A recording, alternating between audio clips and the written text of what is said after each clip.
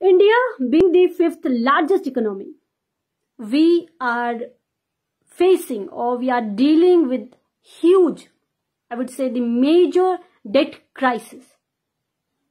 हमारा देश बढ़ती अर्थव्यवस्था के बावजूद हमारे देश का जो कर्जा है, जो कर्ज है, वो भी लगातार बढ़ते जा रहा है। अस्सलाम वालेकुम, जय हिंद, जय जम्मू कश्मीर। This is Nazia Katoch. आज आप सबके सामने फिर से कुछ एक ऐसे मुद्दे, कुछ एक ऐसे इश्यूज उभारना चाहूंगी जो कहीं ना कहीं जिन्हें हम नजरअंदाज कर रहे हैं या we are made to neglect these major crises or these major issues। मैंने अभी बात की कि हमारे देश की बढ़ती अर्थव्यवस्था के बावजूद हमारा देश जो है वो कर्जे में डूबता जा रहा है। आज की अगर मैं बात करूं तो आज हमारे देश में जो कर्जा है, देश पर जो कर्जा है वो बढ़कर 205 लाख करोड़ हो चुका है, जो कि आज से जो पिछली सरकारें थी उनमें महज 56 लाख करोड़ था। इस डाटा के अकॉर्डिंग अगर मैं बात करूं 2014 में हर हिंदुस्तानी पर जो कर्जा था वो था 43,124 यानी 43,124, जो कि बढ़कर 2023 की अगर मैं बात करूं 31 मार्च 2023 में बढ़कर 1,09,373 यानी 1,09,373 तक पहुंच गया। ये बढ़ता जो हमारा कर्ज है, हमारे देश का जो कर्ज है, इसके रिलेटेड ही आईएमएफ ने एक चेतावनी भी जारी की है हमारे देश को। And according to the IMF आने वाले वक्त में अगर इसी तरह से हमारा कर्जा जो है बढ़ता जाता है तो वो पॉसिबिलिटी है कि हमारे जीडीपी को 100% टच कर जाएगा हमारा देश पर जो कर्जा है वो। ऐसा नहीं है कि कर्जा सिर्फ हमारा देश लेता है, बहुत सारी ऐसे डेवलप्ड कंट्रीज हैं, डेवलपिंग कंट्रीज भी हैं जो कर्जा लेती हैं, जो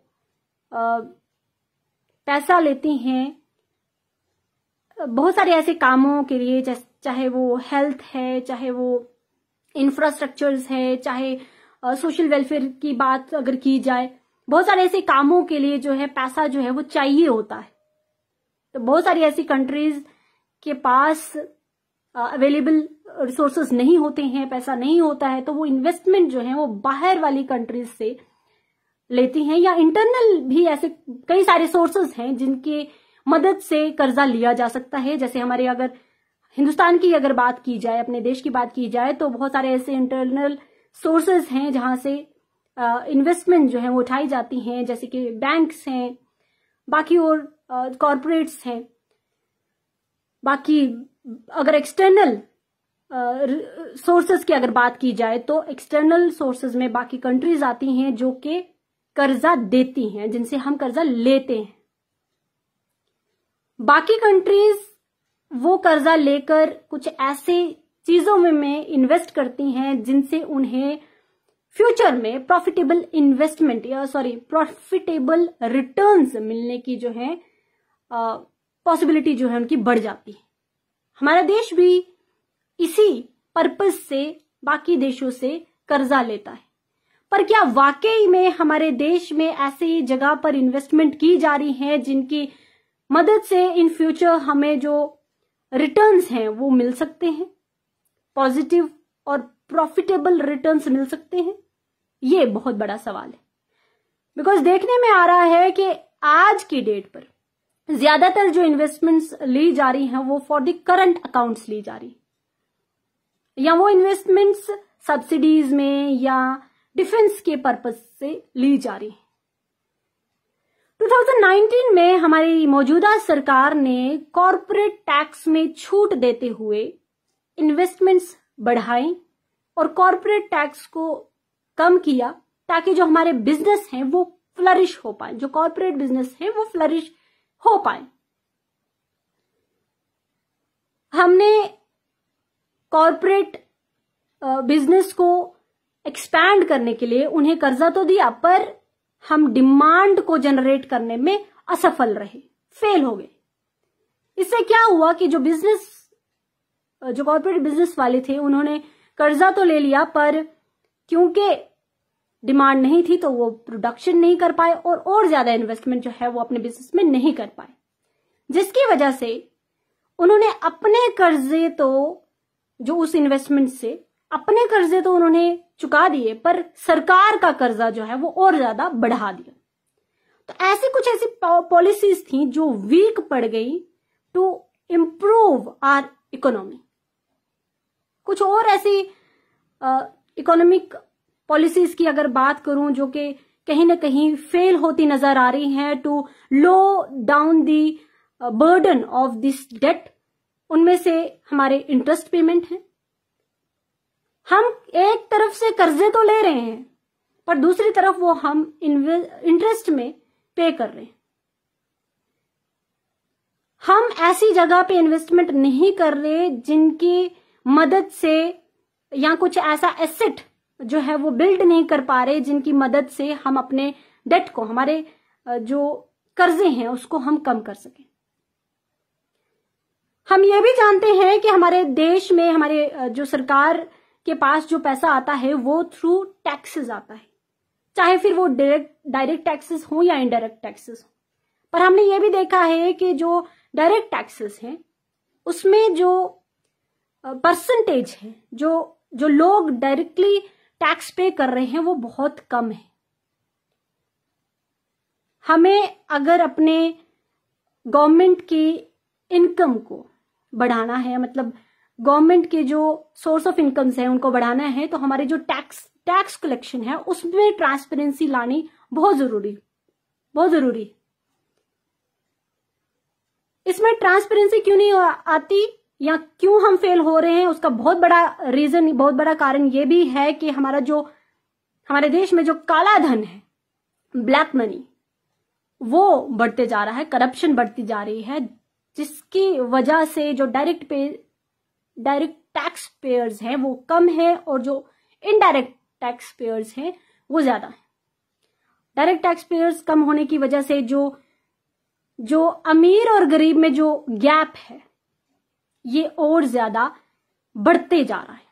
सो यहां पर काम किए जा रहा है कि नहीं, ये हम सबके सामने बहुत जगह पर हमारी जो पॉलिसीज हैं वो फेल होती नजर आ रही।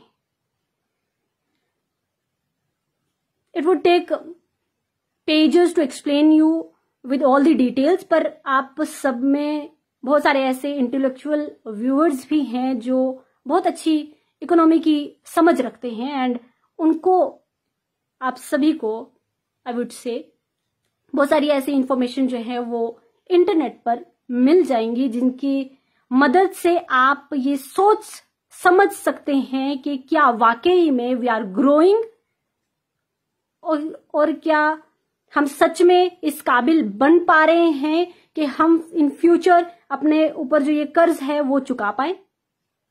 क्या हमारी सरकार इस काबिल बन सकती है कि वो ये जो कर्ज है इसके बोझ से उभर पाए।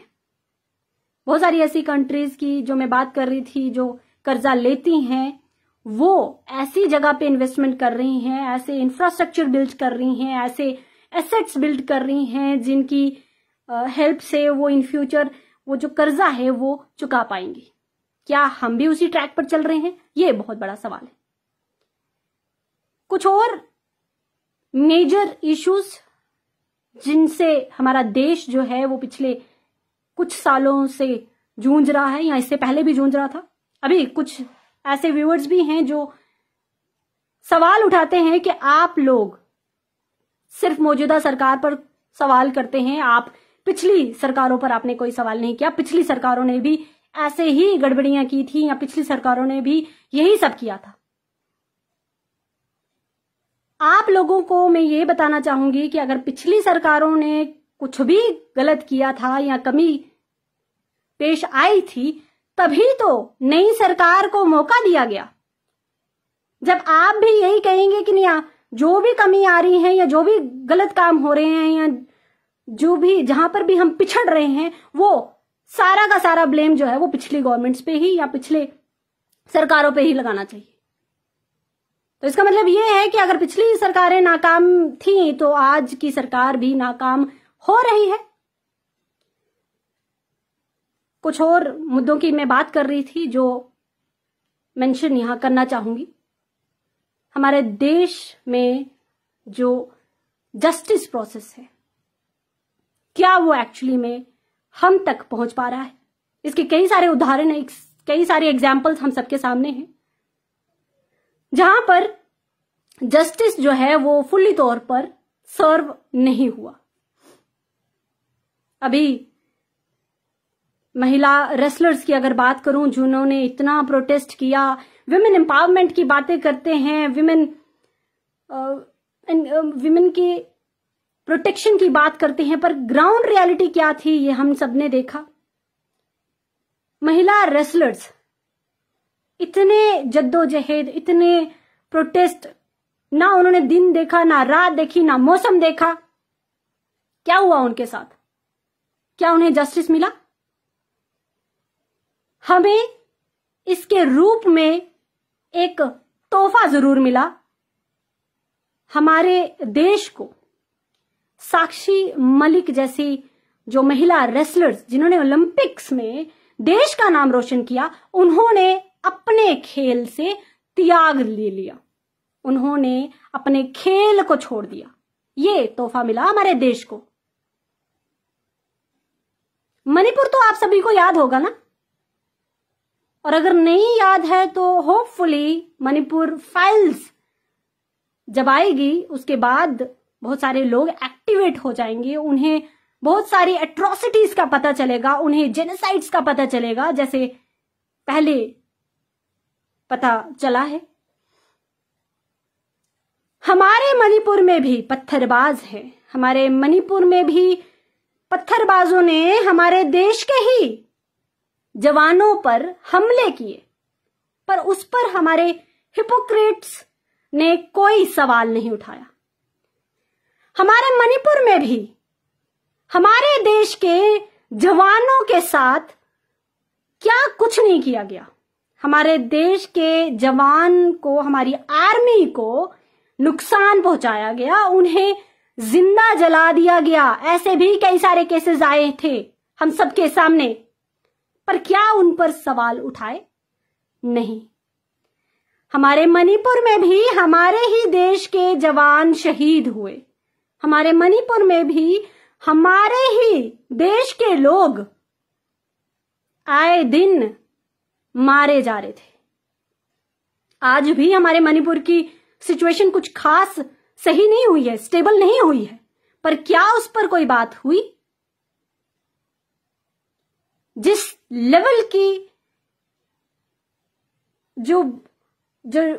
जिस लेवल की इनडिफरेंस की अगर मैं बात करूं, इग्नोरेंस की अगर मैं बात करूं, हमने दिखाई है, वो शायद ही किसी और ने दिखाई हो।